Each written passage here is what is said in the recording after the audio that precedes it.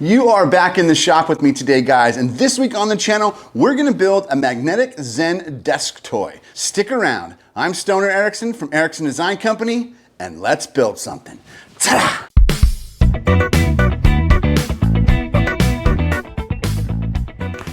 At my miter saw station, I used to have a vacuum down here. Now it's kind of a storage area, but I had this little shelf that kind of holds offcuts and little pieces. So I always stick my good stuff right there. And underneath here, we have some 8/4 hard maple. We have a little bit of purple heart and some walnut. So I want to actually build it out of this. There's just a few supplies in this project: a block of wood, a glass Christmas ornament, some iron filings, and some rare earth magnets. Now you can find all of these products in the link in the description below. First, we're going to move over to our chop saw. Now we're going to try to cut this in 3.5 by 3.5 inch pieces here. I'm going to line up where my saw mark goes, and then I'm actually going to mark right on the actual saw so I can slide it over like a temporary fence. I'll cut through that, flip it over, and then I'll line it right back up with that mark, and I'll make a perfect square.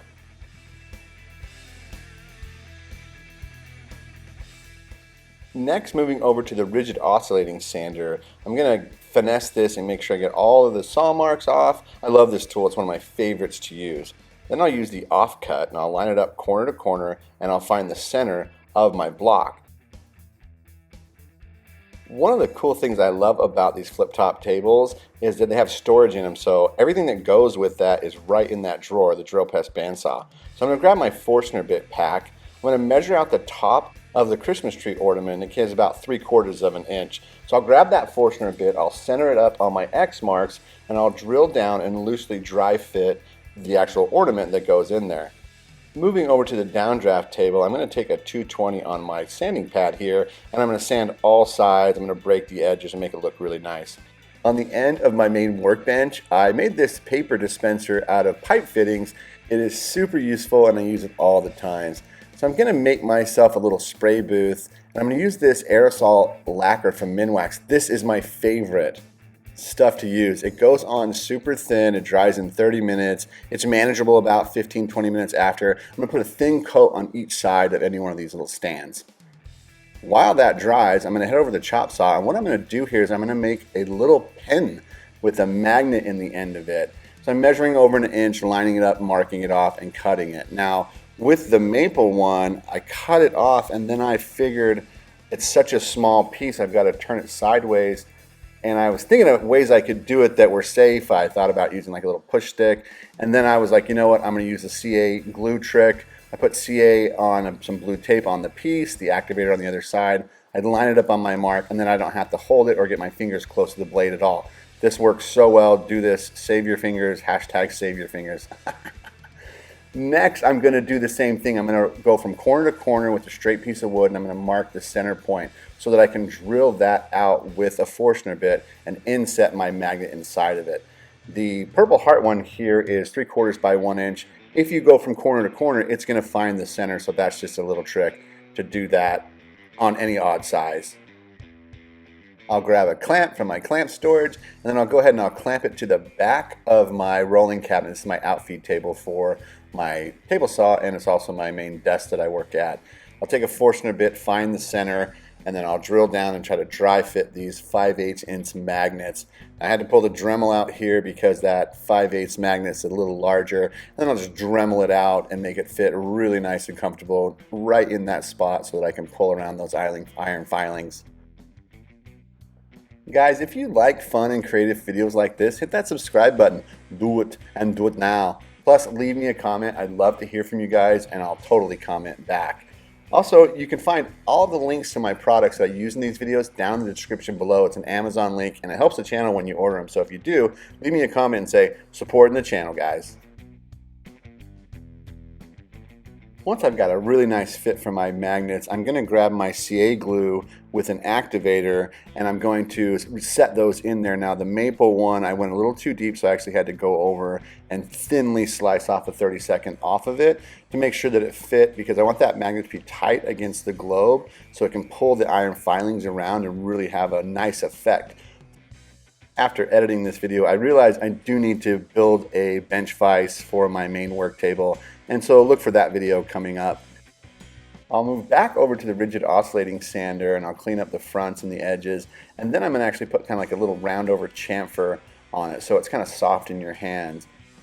I'm really kind of designing on the fly, so I took it and I brought it over to the rounded edge and I started kind of rolling in a really nice easy motion to make a finger point or a place where your fingers can hold it so it's really soft in your hands. I love this machine. I love the rigid oscillating sander. It's one of the funnest tools to use in my shop. I'm going to do a video about it and how much I use it, but there's a little pen, a little magnetic pen. The lacquer's had time to set up, so I'll take my stamp and I'll brand the back of these. That way people know who built them. Then I'll use a little bit more of that lacquer and just touch it up and let it dry for about 30 minutes before I move on. I want to make these little pins actually attach to the block so there's all one unit. I'll grab some little penny nails from one of my drawers that I found, and I was trying to hammer them in, but my fingers are too fat. So I'll take a drill and I'll set them in there and I'll clip off the ends. And now what I can do is I can press it or hammer it against the piece that I want it to go to, and it'll make little indentations on it. This is a quick trick to do to line up your magnets, and as I push on it, it'll leave 2 indentations on each side. Then I'll just pull out the pins and I'll have and know exactly where I'm going to drill my 1/8 inch Forstner bit for my little magnets so that they'll click to the side of this and hold it on there. So it'll be all one piece, not extra pieces floating around. So let's kind of repeat that process. I love this purple heart. My wife loves it. And this little one that I made is kind of more of a small one for like a little desk. And I'm going to give these away for Christmas. They're really fun to make and make for a great Father's Day gift, Mother's Day gift, Christmas gift. It's just a really easy, fun one to make. Now when I'm dealing with these 1/4 inch rare earth magnets, they're so small and my fingers are so fat, they always kind of get stuck or I get glue all over them. So I've kind of come up with a little trick. Now I'll use that guide to drill out my holes. I'll take a little sandpaper, sand them off, and then I'll grab my CA glue and my magnets. So what I do is I kind of test fit how they're going to go in there. I push them in and I slide the rest of the stack off. Then I take a little CA glue, I pop them down in it, push down, then slide forward so that they don't want to pull it out and I get glue everywhere. And then that does happen. Use a little CA activator, that was going to make it instantly bond. And then when I'm going to do the top ones, I'll actually set the magnets on there, roll my piece on it, make sure it fits, and I'll pull it back off, put the glue on, then I'll roll it back on there, slide it forward that way because they're going to want to jump back to whatever's magnetic. Use a little CA glue, and then it clicks right to the side of it. I kind of have like a whole complete set, a pen, and a base plaque plate. I'll go ahead and add my third and final coat of my lacquer, and man, do these things shine. Beautiful, absolutely beautiful. Next, we're going to go ahead and add our iron filings. I went ahead and put a little purple chalk inside of the iron filings so that it would be a little bit more colorful. I'm going to make a paper funnel. I couldn't find my other funnel, so I just fold the corners, tape it up, make it fit, use a little blue tape, and get it to fit down in the hole so I don't have iron filings all over my shop. As I start to pour it in, I realize that my hole's a little too small, and so I'll just have to let it get it down in there, then clip off the tip of the funnel and make a bigger hole. That way I'm not waiting all day for this to get in there. But if I could go back, would I put the chalk in there? No, it kind of put a fog or a haze on the inside of the globe. The iron filings will make it a little clearer, so I wouldn't do the chalk again. That was a mistake, but there's trial and error. Using this pint glass to kind of hold the globe actually was pretty dang smart. I'll go back to my CA glue again. You can find that in the link in the description below. And I'm going to take a piece of paper and I'm going to spread it gently around the sides. I don't want this to go up onto the lacquer and make a little spot. I really want to be delicate with this. Then I'll turn it over on top of the globe.